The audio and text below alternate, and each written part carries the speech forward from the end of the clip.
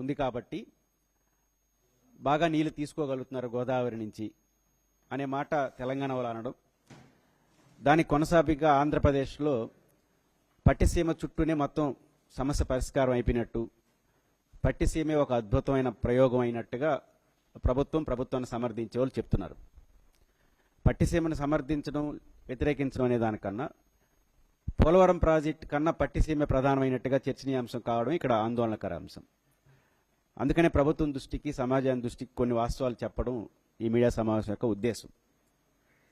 పట్టిసీమకు సంబంధించినంత వరకు రాజకీయ అంశాలు ఎలా ఉన్నా పట్టిసీమ ప్రాజెక్టుకున్న పరిమితులు, దానికున్న ప్రత్యేకతలు మాట్లాడుకోవాలి.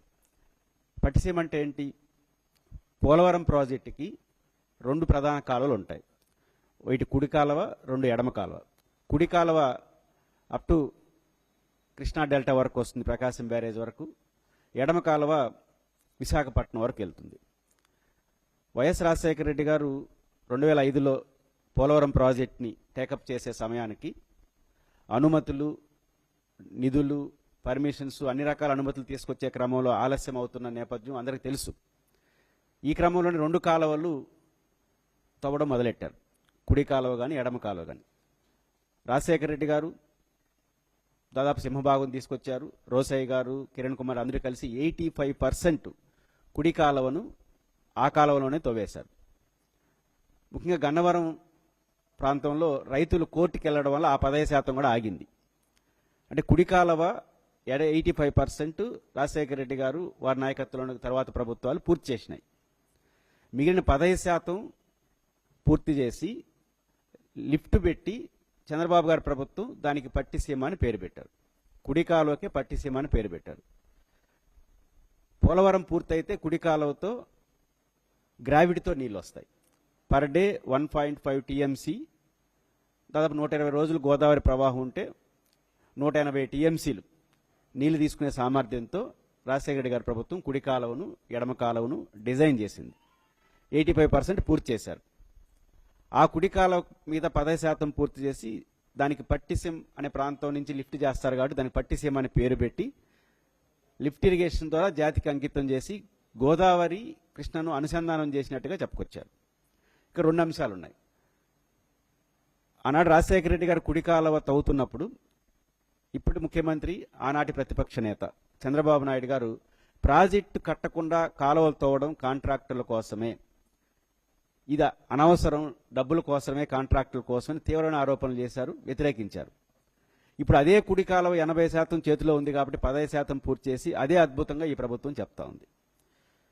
దాదాపు 1500 కోట్లు ఖర్చు పెట్టారు. ఎడమ కాలువకు కూడా విశాఖపట్నం వరకు వెళ్తుంది. దానికి పురుషోత్తపట్నం అని లిఫ్ట్ పేరు పెట్టి దాదాపు 1600 కోట్లు ఖర్చు పెట్టారు. యాతావాత ఉభయ కాలువలకి లిఫ్టులకి 3000 పైచిలు కోట్ల రూపాయలు 14 నుంచి 19 వరకు తెలుగుదేశం ప్రభుత్వం ఖర్చు పెట్టింది. ఇంతకుముందు నేను ప్రస్తావించినట్టు కుడి ఎడమ కాలువలకు పోలవరం ప్రాజెక్టు పూర్తయితే ఖర్చు లేకుండా గ్రావిటీతో నీళ్ళు వస్తాయి. నిజానికి ఈ 3000 పైచిలుకు కోట్ల రూపాయలని ఆ 14 నుంచి 19 లోపలే పోలవరం మెయిన్ ప్రాజెక్ట్ నిర్మాణానికి కానీ శ్రద్ధ పెట్టి ఉంటే, నిర్వాసితులకు కొంత క్లియర్ చేసి ఉంటే మొదటి దశ తెలుగుదేశం పీరియడ్లోనే పూర్తి అయిపోయింది. కాబట్టి ఆ ప్రయత్నం చేయకుండా దాన్ని ఆలస్యం చేసి ఈ మధ్యకాలంలో తాత్కాలిక ప్రయోజనాల పేరుతో పట్టిసీమను తీసుకొచ్చి అదే మొత్తం సమస్య పరిష్కారంగా మాట్లాడుతున్నారు. పట్టిసీమకు కొన్ని పరిమితులు ఉన్నాయి. ఎందుకంటే పట్టిసీమ అంటే కుడి కాలువ ద్వారా ఇబ్రహీంపట్నం, ఏదైతే ప్రకాశం బ్యారేజ్ ఎగువ భాగాన ఉందో ఇబ్రహీంపట్నం దగ్గర గోదావరి నీళ్లను కలుపుతారు కృష్ణలో. ఇక్కడ మనం గమనంలో పెట్టుకోవాల్సింది, ఇది తాత్కాలిక ప్రాజెక్టు, పరిమితులు ఉన్న ప్రాజెక్టు అని ఎందుకు అంటున్నానంటే, మన కృష్ణానది శ్రీశైలం నుంచి నాగార్జున సాగర్, నాగార్జున సాగర్ నుంచి పులిచెంతల, పులిచెంత నుంచి ప్రకాశం, అక్కడి నుంచి బంగాళాఖాతంలో అంశలదీవి దగ్గర కలిసిపోతుంది కృష్ణానది. కృష్ణకు వరదొచ్చే సమయంలో కానీ గోదావరి వరదొస్తే పట్టిసీమ పని చేయదు, పని చేయాల్సిన అవసరం కూడా లేదు. ఎందుకంటే అప్పుడు జూన్, జూలై, ఆగస్టు ప్రాంతంలోనే అన్ని నదులు ప్రవహిస్తాయి, గోదావరి, కృష్ణ. నీ కృష్ణానది ప్రవహిస్తున్నప్పుడు ప్రకాశం బ్యారేజ్ నుంచి ఆ నీళ్ళే పోతా ఉన్నప్పుడు మళ్ళీ గోదావరి నీళ్ళు తీసుకొచ్చి ఆడ పోస్తే ఏమవుతుంది? 2 నీళ్లు పోసి సముద్రంలో పోస్తారు. కాబట్టి కృష్ణలో ప్రవాహం లేనప్పుడే పట్టిసీమ ప్రయోజనకరం. కృష్ణలో ప్రవాహం ఉంటే పట్టిసీమ నిరర్ధదాయకం, కరెంటు వేస్టు. ఈ 10 ఏళ్ల కాలంలో, పట్టిసీమ జాతికి అంకితం చేసిన 10 ఏళ్ల కాలంలో తెలుగుదేశం పార్టీ అధికారంలో ఉన్న 14 నుంచి 14 2 సంవత్సరాలు వాడారు. మొదటి సంవత్సరం 9 టీఎంసీలు, ఇంకో సంవత్సరం వాడారు. చివరి సంవత్సరం వాళ్ళ, ఎందుకంటే కృష్ణలో వరద ఉంది. 19 నుంచి 24 జగన్మోహన్ రెడ్డి గారి అధికారంలో 3-4 సంవత్సరాలు కృష్ణలో వరద ఉంది, డ్యాముల నిండా నీళ్లు ఉన్నాయి. అప్పుడు పట్టిసీమను వాడాల్సిన అవసరం రాలేదు. అంటే యాతావాత 2-3 సంవత్సరాల పైన వాడాల్సిన అవసరం కూడా లేదు. కానీ 400 పైచీలకు టీఎంసీలు నీళ్లు తీసుకున్నామని ప్రభుత్వం అంటా ఉంది. అంటే తీసుకొచ్చి సముద్రంలో పోసినారా ఏంటో అర్థం కాదు. కాబట్టి పట్టిసీమ అన్నది గోదావరి నది ప్రవాహం ఉన్న సమయంలో, కృష్ణలో ప్రవాహం లేనప్పుడు మాత్రమే అది ప్రయోజనకరం, ఒక టెంపరీ అడ్జస్ట్మెంట్. ఇప్పుడు కృష్ణలో ప్రవాహం లేదు, ఈరోజు ఉపయోగపడవచ్చు. కానీ దీనికోసం 1500 కోట్లు ఖర్చు పెట్టారు. పురుషోత్తంపట్నం ఎన్జీటీ అనుమతుల్లో వచ్చిన సమస్యల కారణంగా 1600 కోట్లు ఖర్చు పెట్టి దాని ఉపయోగంలో తీసుకురాలేని పరిస్థితి. అదే అన్ని అనుమతులు తీసుకొచ్చి పోలవరం ప్రాజెక్టు పూర్తి చేస్తుంటే గ్రావిటీతో ఖర్చు లేకుండా నీళ్లు తీసుకోవచ్చు కదా. ఈరోజు 7500 క్యూసెక్లు ఎంతో తీసుకుంటున్నారు, కానీ 17,000 క్యూసెక్లు తీసుకోవడానికి అవకాశం ఉంది గ్రావిటీతో ఫోర్స్ వస్తే కుడి కాలువలో. కాబట్టి శాశ్వత ప్రయోజనం వైపు శ్రద్ధ పెట్టకుండా దీని చుట్టిన మొత్తం నడుపుకుంటే రాష్ట్రానికి నష్టం జరుగుతుందని గమనంలో పెట్టుకోవాలి. రెండోది, ప్రభుత్వం కొన్ని విన్యాసాలు, పట్టిసీమ ప్రాజెక్టుని కృష్ణలో కలపడం ద్వారా నదుల అనుసంధానం మొదటిసారి చేశామని చెప్తుంది. మనం గుర్తుపెట్టుకోవాల్సింది 1863, 1870 మధ్య తుంగభద్ర, పెన్న రాయలసీమలో నదుల అనుసంధానాన్ని చేశారు. 150 సంవత్సరాల క్రితంలోనే రాయలసీమ ప్రాంతంలో నదుల అనుసంధానం జరిగిపోయింది. నిజమైన నదుల అనుసంధానం ఇది. 2 నదులు కలిపేస్తే నదుల అనుసంధానం అంటారు. గోదావరి నీళ్లు లిఫ్ట్ చేసి కృష్ణలో పోస్తే అది నదుల అనుసంధానం అన్నది అవరు. రేపు కుడి కాలువ గ్రావిటీతో వస్తే అప్పుడు కూడా నదుల అనుసంధానం కాదు, అది 2 నదులు కలిపేస్తే నదుల అనుసంధానం. మనం ఆ నది నుంచి నీళ్లు లిఫ్ట్ చేసి ఇక్కడ పోస్తున్నాం, దానికి నదుల అనుసంధానం, అది కూడా మొదటిసారి పెట్టడం. కానీ రాయలసీమలోనే 150 సంవత్సరాల క్రితమే నదుల అనుసంధానం జరిగింది. జరగడమే కాదు, ఇది ఆసియా ఖండంలో ప్రపంచంలోనే ఒక మోడల్గా నిలబడింది. ఇక్కడ ఆ విషయాలు కూడా మర్చిపోయి ప్రభుత్వం వ్యవహరించడం సరైనది కాదు. రెండోది, రాజకీయ లక్ష్యాలకు అనుగుణంగా పోలవరం ప్రాజెక్టుని డిజైన్ చేయొద్దండి. మాకు 2029లో ఎలక్షన్స్ ఉన్నాయి, 2028 పూర్తి చేస్తాం. ఇట్లాంటి చర్యలు మంచిది కాదు. ఈరోజు పోలవరం ప్రధానమైన ఆటంకం ఏంటి? 2. ఒకటి నిధుల సమస్య, 2 డయాఫ్రామ్ వాల్ సమస్య. డయాఫ్రామ్ వాల్ 2005లో రాజశేఖర రెడ్డి గారు ముఖ్యమంత్రిగా ఉన్నప్పుడే 2 డయాఫ్రామ్ వాల్ నిర్మించాలని డిజైన్లోనే ఉంది. మొదటి డయాఫ్రామ్ వాల్ గత ప్రభుత్వం వ్యవహరించిన తప్పుల కారణంగా అది డిస్టర్బ్ అయింది. దాన్ని రిపేర్ చేయడం కానీ దాన్ని మాడిఫికేషన్ చేయడం సాధ్యం కాదని నిపుణులు సుదీర్ఘంగా ఆలోచించిన తర్వాత ఇప్పుడు ప్యారలల్ డయాఫ్రామ్ వాల్ దాదాపు నిర్మాణం పూర్తవుతోంది. పూర్తవుతున్నా కూడా ఈ రోజు కూడా ఇంజనీరింగ్ పర్యవేక్షణ అది ఉంది. దాని స్ట్రెంత్ ఎంత, దాని లాభ నష్టం, ఇది టెక్నికాలిటీస్, ఇది రోజువారీ రాజకీయ చర్చలోకి రాకూడదు. ఇది పూర్తయిన తర్వాత మొదటి దశ పూర్తవుతుంది. గతంలో తెలుగుదేశం పార్టీ అధికారంలో ఉన్నప్పుడు పోలవరం ప్రాజెక్టు నేషనల్ ప్రాజెక్ట్, దాన్ని రాష్ట్ర ప్రభుత్వం ఎగ్జిక్యూటివ్ బాధ్యత తీసుకోవడం పెద్ద బ్లెండర్. ఎందుకంటే జాతీయ ప్రాజెక్టుగా కేంద్ర ప్రభుత్వం నిర్మించి మనకి ఇవ్వాల్సిన ప్రాజెక్ట్ని రాష్ట్ర ప్రభుత్వం తీసుకోవడం పొరపాటు. రెండో పొరపాటు చేసింది ఏంటంటే, రాష్ట్ర ప్రభుత్వం మొదట నిధులు ఖర్చు పెట్టి ఆ తర్వాత కేంద్రాన్ని అడుక్కోవడం. ఒక సందర్భంలో దేవినేని ఉమామహేశ్వరరావు గారు అన్నారు, మేము ఎంత కష్టపడుతున్నాం, మా కమిట్మెంట్ ఏంటంటే ఈరోజు ఫైల్ సంఖ్యలో పెట్టుకొని, సాధారణ భాషలో చెప్పాలంటే సంఖ్యలో పెట్టుకొని ఢిల్లీ చుట్టూ తిరుగుతున్నాము డబ్బులు తీసుకోవడం కోసం అని. ఎందుకు ఆ కర్మ? వాళ్ళు నిర్మించి మనకి ఇవ్వాల్సిన ప్రాజెక్ట్ని మనం తీసుకోవడం ఒక పొరపాటు.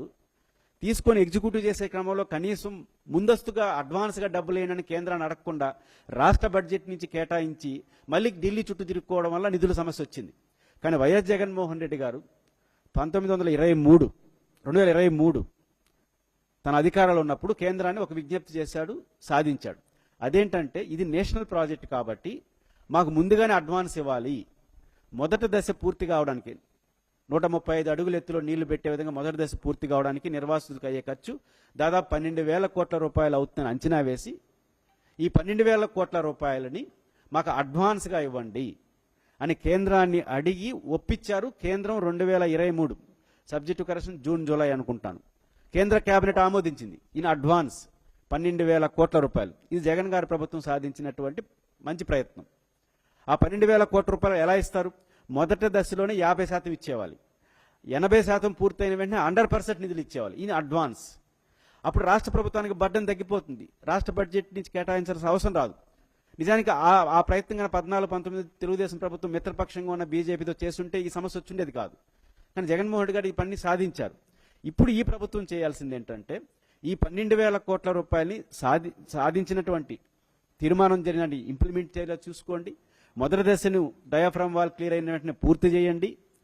రెండో దశకి ఇంకా ఉంది 152 అడుగులు ఎత్తు, దీనికి కావాలంటే ఇంకొక 25,000 కోట్ల రూపాయలు నిర్వాసితులకు అవుతుంది. దీన్ని కూడా ఇన్ అడ్వాన్స్ జగన్మోహన్ రెడ్డి గారి లాగా సాధించండి.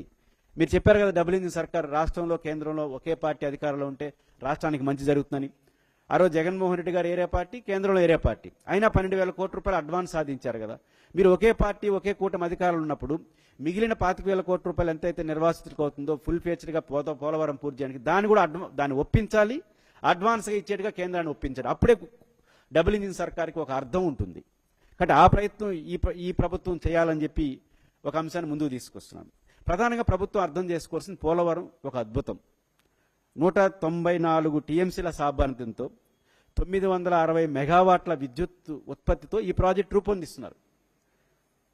ఈ ప్రాజెక్టు కుడి ఎడమ కాలువల ద్వారా 360 టీఎంసీలు నీళ్లు తీసుకుంటే పర్ డే విద్యుత్ ఉత్పత్తి కోసం 10 టీఎంసీల నీళ్లు డ్రా అవుతుంది. దాదాపు 50 లక్షల క్యూసెక్కులు డిశ్చార్జ్ అయ్యే విధంగా మనకు డ్యామ్ నిర్మాణం జరుగుతూ ఉంది. కట్ సిల్ఫే నిర్మాణం జరుగుతూ ఉంది, జరిగిపోయింది. స్పిల్వే కానీ 18 గేట్లు, దాదాపు ఒక గేటు 350 టన్నుల సామర్థ్యంతో 48 గేట్లు జగన్మోహన్ రెడ్డి గారి ప్రభుత్వం హయాంలో జరిగింది. స్పిల్వే నిర్మాణం 50 లక్షల క్యూసెక్కులు డ్రాయేట్గా చేసి పెట్టారు. దీని ద్వారా 10 లక్షల క్యూసెక్కులు, దాదాపు 10 టీఎంసీలు పర్ డే తీసుకునే విధంగా విద్యుత్ ఉత్పత్తికి ఏర్పాటు జరిగిపోయినాయి. ఆ రకంగా 1500 నుంచి 1700 టీఎంసీల నీళ్లు వినియోగించుకునే ప్రాజెక్టు విద్యుత్ ఉత్పత్తికి కావచ్చు, కుడి ఎడమ కాలువ కావచ్చు, పోలవరం ఇంత అద్భుతమైన ప్రాజెక్టు. కాబట్టి ఆ 12,000 కోట్ల రూపాయలు త్వరగా తెచ్చుకొని ఇంజనీర్ నిపుణుల సలహా మేరకు డయాఫ్రామ్ వాళ్ళు క్లియర్ అయిపోతే, నిర్వాసితులు క్లియర్ చేసి విత్ ఇన్ 1 or 2 yearsలోనే మొదటి దశ పూర్తి అయిపోతే కుడి ఎడమ కాలువల ద్వారా 360 టీఎంసీలు తీసుకోవచ్చు, ఇన్ని 960 మెగావాట్ల విద్యుత్ ఉత్పత్తి చేయొచ్చు. దీని మీద శ్రద్ధ పెట్టండి. కేవలం పట్టిసీమ తెలంగాణ లేదో వాళ్ళ రాజకీయ కారణంతో అసంశులు తీసుకొని దాని ఆధారం ఇదే ప్రపంచం అని చెప్పే విధంగా మాట్లాడే ప్రయత్నం ప్రభుత్వానికి మంచిది కాదన్న విషయాన్ని చెప్పదలుచుకున్నాం. కాబట్టి ఇప్పటికైనా పోలవరం విషయంలో ఈ ప్రయోగాలు, రెండోది అక్కడ జరుగుతున్న నిర్మాణాల పట్ల రోజు చర్చలు. ఉదాహరణకు డయాఫ్రామ్ వాల్ బేస్ అని ఒక రోజు మంత్రులు మాట్లాడేస్తున్నారు. ఇది చెప్పాల్సింది ఇంజనీరింగ్ కమిటీ. నిజానికి డయాఫ్రామ్ వాల్ నిర్మాణం దాదాపు ప్రాజెక్టులో 900 మీటర్ల భూమి లోపల ప్రాజెక్ట్ నిర్మాణం జరుగుతూ ఉంది. అంటే ప్రాజెక్టు పైన 45 మీటర్లు అయితే మనకు కనపడే పోలవరం కింద భూమిలో 900, అంటే 2 ఇంతల పోలవరం కింద కడుతున్నారు. అంత క్రిటికల్ సంక్లిష్టమైన project. Diaphragm wall Nagarjuna Sagar కానీ శ్రీశైలంలో లేదు. మన ప్రపంచంలో డయాఫ్రామ్ వాల్ ఒక 3 చోట్ల కనపడుతుంది. ఉయర్ప్ డ్యామ్ అమెరికాలో, 3 గార్జెస్ ప్రాజెక్టు చైనాలో డయాఫ్రామ్. ఎందుకంటే అంత క్లిష్టమైన ప్రాంతం, రోజుకి 50 లక్షల క్యూసెక్లు నీళ్లు డ్రా అవుతూ ఉంటుంది. ఇట్లాంటి క్లిష్టమైన ప్రాజెక్టు కడుతున్నప్పుడు ఇది రాజకీయ ప్రత్యర్థులను విమర్శించడం కోసం డయాఫ్రామ్ వాల్ బేసు ఇవి జరుగుతున్నాయి, ఇంకా పూర్తి కాలేదు. ఆ డయాఫ్రామ్ వాల్ నిర్మాణం జరగని ఇంజనీరింగ్ రిపోర్ట్లు ఎలా చెప్తారో అలా చేయండి. మీరు రోజువారీ వ్యవహారాలు ఇంజనీరింగ్లకు అప్పగించండి. నిధులు స్వీకరించడం, అనుమతులు తీసుకురావడం రాష్ట్ర ప్రభుత్వం చేసుకోవాలి. కానీ ఇంజనీరింగ్ పనులు రాష్ట్ర ప్రభుత్వం చేస్తూ ఉంది, అది మంచిది కాదు. ఇంజనీర్లు చేసే పనులు ఇంజనీర్లు గొప్పగా అప్పగించండి. రాజకీయ నిర్ణయాలు గతంలో జగన్మోహన్ రెడ్డి గారి ప్రభుత్వం చేసినట్టుగా 12,000 కోట్లు వాళ్ళు చేసినట్టు మీరు 25,000 కోట్లు తీసుకురండి, పూర్తి చేసేయండి.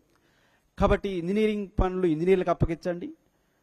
రాజకీయ నాయకులుగా మీరు చేసే పనులు రాజకీయాలు చేయండి. రెండోది, పట్టిసీమ పోలవరం పూర్తి అయిపోతే ఆటోమేటిక్గా రాయలసీమకు నీళ్లు వస్తుందన్న భ్రమణ కల్పిస్తున్నారు. ఇది వాస్తవం కాదు. పోలవరం పూర్తయిపోతే కృష్ణా డెల్టాకు, విశాఖపట్నానికి నీళ్లు వస్తాయి. కాబట్టి కృష్ణా డెల్టాకు రాయలసీమకు పంపాల్సిన నీళ్లు ఆపుకొని శ్రీశైలం నుంచి రాయలసీమకు, నెల్లూరు, ప్రకాశం తీసుకునేదానికి ఎసులుబాటు మాత్రమే పోలవరం ప్రాజెక్టు కట్టేస్తే ఆటోమేటిక్గా రాయలసీమకు నీళ్లు రావు. కృష్ణా డెల్టాకు పంపాల్సిన నీళ్లను శ్రీశైలంలో ఆపుకుంటాం. అలా ఆపుకుంటే కూడా శ్రీశైలం డ్యామ్ పూడికి వల్ల 180 టీఎంసీల నీళ్లు నిలుపుతున్నాయి. అప్పుడేం చేయాలి? మళ్ళీ కలిసి రాయలసీమలో ఒక సిద్ధేశ్వరం, రాయలసీమ ఎత్తిపోతల పథకం ద్వారా ఎప్పటికప్పుడు నీళ్లు తీసుకోవడం, గాలేరు నగరి, హంద్రినివా, అదేవిధంగా గుండ్రేవుల ప్రాజెక్టు పూర్తి చేయాలి. కాబట్టి రాయలసీమలో కూడా ప్రాజెక్టు నిర్మాణం సైమల్టేనియస్గా జరగకపోతే పోలవరం పూర్తయినంత మాత్రాన యథాలాపంగా రాయలసీమకు నీళ్లు రావు. కాబట్టి పోలవరం పూర్తయిపోతుంది కాబట్టి రాయలసీమలో దాన్ని చూస్తూ ఉంటే రాయలసీమకు న్యాయం జరగదు. కాబట్టి రాయలసీమకు న్యాయం జరగాలంటే పోలవరం పూర్తయి కేంద్ర డబ్బులతో చేయండి, రాష్ట్ర నిధులతో రాయలసీమ ప్రాజెక్టులకి నిధులు కేటాయించండి. ఒక గాలేరు నగర్ కావచ్చు, హంద్రినివా కావచ్చు, రాయలసీమ లిఫ్ట్ ఇరిగేషన్ కావచ్చు, గుండ్రేవుల ప్రాజెక్టు కావచ్చు, సిద్ధేశ్వరం కావచ్చు, ఇతర ప్రాజెక్టులన్నీ కూడా పూర్తి చేస్తే అప్పుడు పోలవరం ప్రాజెక్టు నీళ్లు కృష్ణా డెల్టాకు వచ్చేస్తాయి. రాయలసీమకు కృష్ణా నీళ్లను పూర్తిగా రాయలసీమ, నెల్లూరు, ప్రకాశం వాడుకోవచ్చు. ఇది చేయకుండా కేవలం పోలవరం వైపు, అమరావతి వైపు చూసుకుంటే మళ్ళీ రాయలసీమ మొదటికి వస్తుంది. కాబట్టి ఈ వైపుగా ప్రభుత్వాలు ఆలోచించాలని చెప్పి ప్రభుత్వానికి నేను ఈ సందర్భంగా విజ్ఞప్తి చేస్తున్నాను.